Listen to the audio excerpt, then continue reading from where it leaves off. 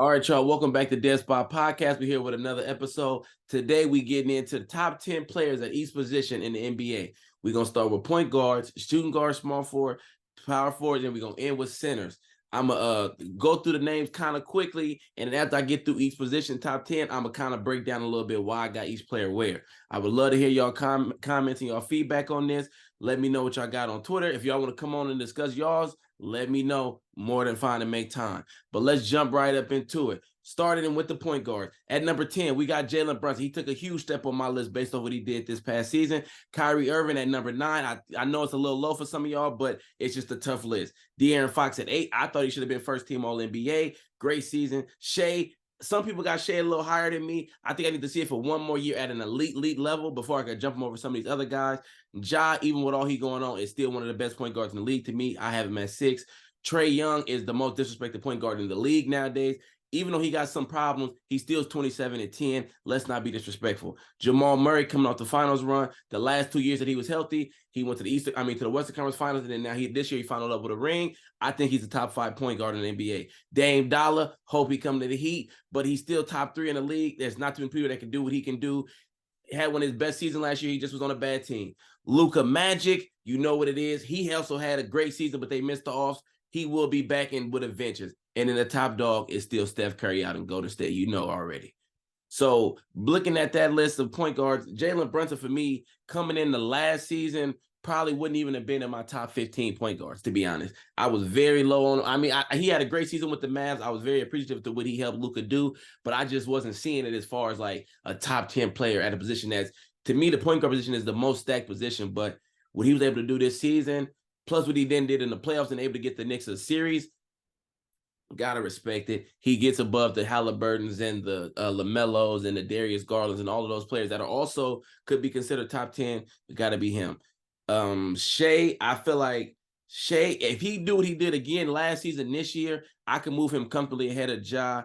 And depending on what Trae, he might can move ahead of both of them. But Trae, y'all talk about him as if he's a scrub, and he's 27-10 for like the last 2 or 3 seasons. Like, I know he's a defensive liability, but a lot of these point guards is defensive liabilities. A lot of these players on my point guard list is not somebody that's clamping nobody up on a game-to-game basis. So what are we doing? Get him a little bit better help where he could like kind of hide a little bit better, but why are we acting like he's not up there? Some of y'all might also say Jamal Murray a little too high. Listen, I'm a big Jamal Murray guy. The last time he was in the playoffs was in the bubble. They came back from down 3-1 twice, with him being one of the main factors. They did end up losing to the Lakers. But if y'all remember, they was in that series. AD hit that game winner, really turned that series around in the Lakers' favor. The Nuggets could have beat them that year. And then they come back this year and get all the way through, and then they win it. You can't do nothing but respect it. The top 2 dogs is the top 2 dogs, Steph and Luka. That's just what it is. I still got Steph up top. Luka coming. But hey, man, Steph is special. Even as he getting older in age, he's still, to me, one of the top 3 players in the league for sure overall. So he got to be the top of this position. Moving right along to shooting guards. This guy been getting a little disrespected lately. Shout out my guy Tyler Hero coming in at 10. Everybody talking about these other people that we'll get into that. Bane coming in at number 9. He just got paid. Shout out to him. DeJounte Murray, he had a little bit of a down season. I was disappointed in what him and Trae was able to do together. I was way more higher on that than they was able to do, but things happen. This was the fan vote. Coming in at 7, we got Bill. Coming in at 6, we had Zach LaVine. I couldn't really decide which one, so I left it to the viewers. They had Zach. Zach won that poll, so he coming in at 6. PG still is the 5th on my list. I know he be getting hurt and he be having his injuries and stuff, but it's not too many people as talented as PG in the league. If he's healthy, you know what it is. Anthony Edwards, he will be moving on my list, I think, coming into next season. But these 3 guys ahead of him, I think, still got that spot. JB, he had a little rough going off, but we know what JB do, and he had a hell of a season last year, so we can't discredit him. Donovan Mitchell, he kind of fell off a little bit in the offs, but he still had a great season. And then D-Book still up top, man. I can't wait to come in my top 25 because I got a good spot for D-Book. But let's break down shooting guards. Tyler Hero, even though my Heat got to the finals without him because we were playing a little bit more team ball, we're not going to act like he's not a good player. We're not going to act like he's not 24 and 5 when y'all got players like Maxey, who's 23 and 2 in the same role, you know what I'm saying, with just as much responsibility offensively as Hero, and y'all act like he's just so much better. He's not. Bane,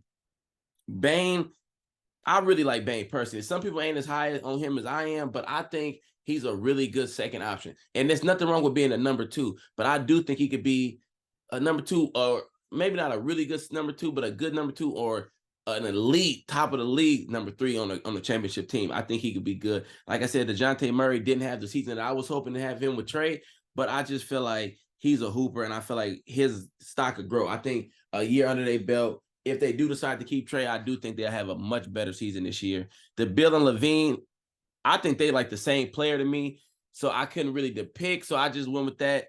I'm not too big on whichever way. If you got Bill and then Zach, that's cool with me.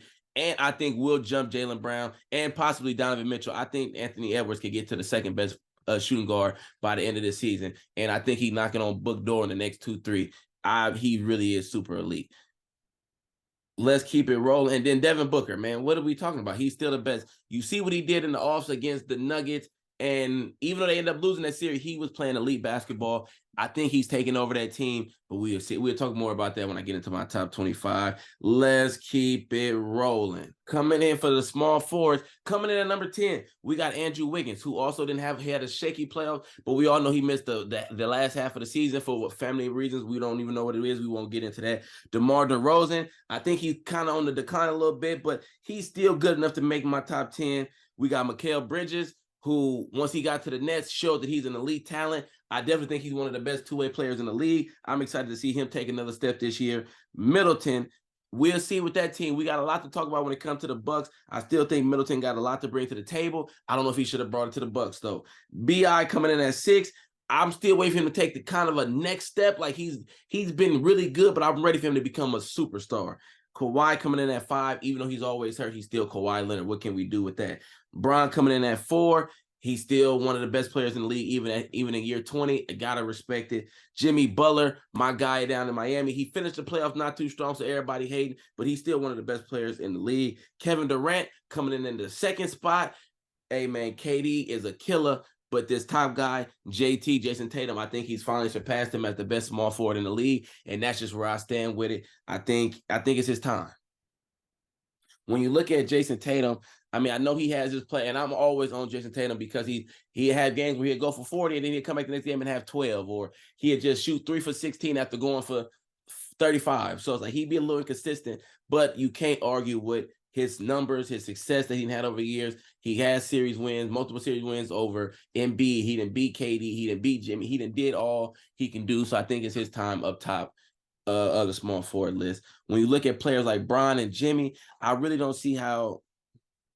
I mean, you look at Jimmy, he didn't finish it off as good, but he did still get a game against the Nuggets. He did lead us all the way there, beating Giannis, beating the Knicks, beating Tatum and Jaylen Brown.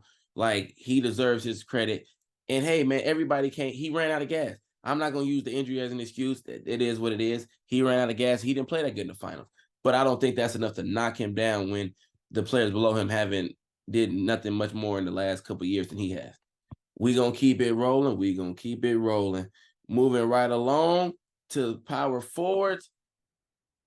Coming in at number 10, we got Draymond. Draymond's still one of the best defenders in the league, but his offensive game is so suspect, he can't be no higher for me on my list. He's getting older.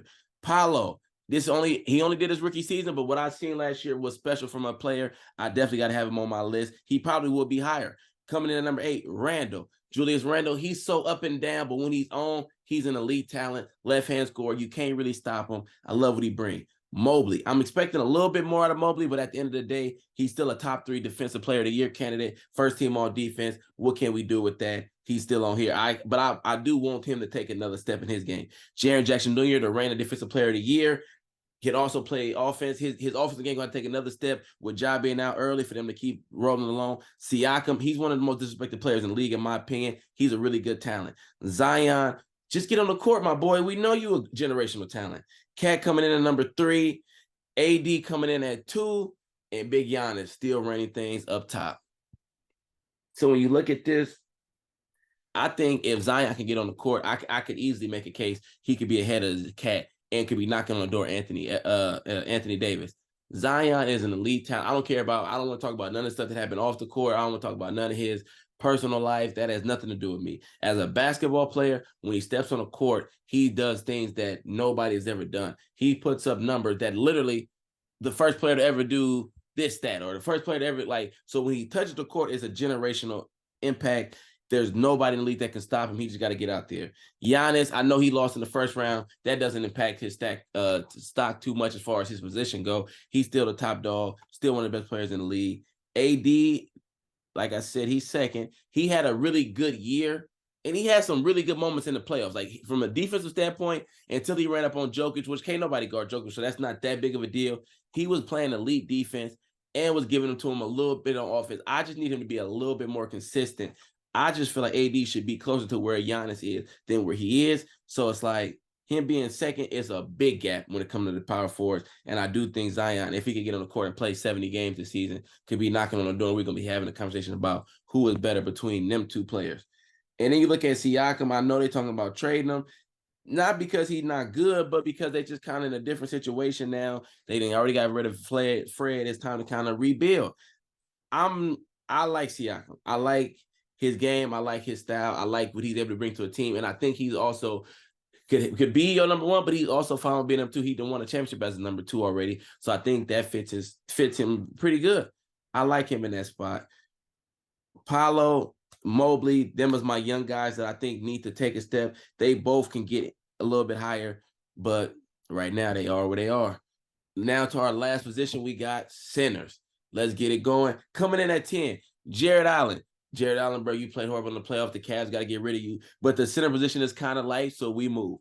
Robert Williams coming in at number 9, one of the best rim protectors in the league. I do think he's a defensive stopper. His offense game a little shaky, but I feel like his defense is enough to get him up here. Clint Capella, I hope he could get to the Mavs. I really think they need his presence. What he able to do as far as rim protection and a lob threat? Yeah.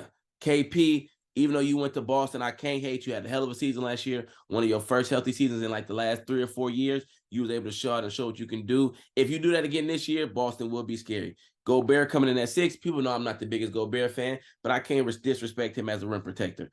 DeAndre Ayton, play a little soft sometime, but you still got to respect his abilities. Sabonis had a great season last year, coming in at 4. Bam, the best defender in the NBA. Number 3, Embiid, MVP runner-up. The MVP last year, sorry. And then Jokic up top, the finals MVP. When you look at it, though, Embiid winning MVP, I think is going to take a little bit, like, it's not as like, because he didn't have a big playoff run, and it's like he consistently doing the same thing, losing in the second round. But when you look at his abilities, there's nobody other than Jokic that can even come close to what he's able to do. And even with Bam being my guy, I can't lie. Embiid is he's that guy. It's just Jokic just a little bit better. But when you look at like players, like I be seeing a lot of comparison too between like Bam and Sabonis.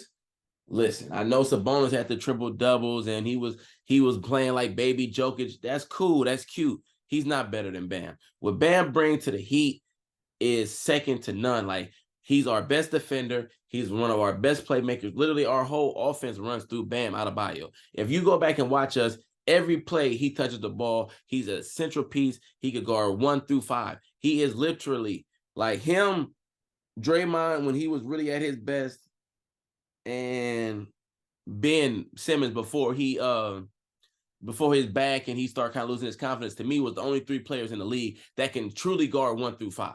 People be saying they can guard 1 through 5 and then come out against guards and get cooked. Them 3 players at their best can guard all 5 positions. It's second to none. I almost put KP ahead of Gobert. I don't know. Like, I'm just not really. I just want to keep dropping Gobert lower, and people say that I was doing it because I hate him. But I really like what KP brings to the table. I'm interested to see how Boston use him. Well, I'm not that interested because I don't want them to be that good. But I'm definitely interested to see like what type of season he has moving forward. Down here at the bottom, Clint, Rob, and Jared Allen. Really more like just defensive presences that are good lob threats. You can kind of recycle them any way you want. But Jared Allen having the bad offs he had last year, I think, do put him at the bottom. Rob Williams, when he do play and he's healthy, he shows the impact that he's able to make. He just don't stay healthy enough. He might even get ahead of a few players if he can stay on the court. But that's just what it is. Health plays a part. So this is where we is. So, all right, there go my top 10 from every position. I would love to hear what y'all got to say. tap in with me. We'll talk more about it. I'm gonna have my guys come on and do their list, and we'll get into a little bit more of a real breakdown as to where every player go and what decision went into that. All right. See you later. Peace.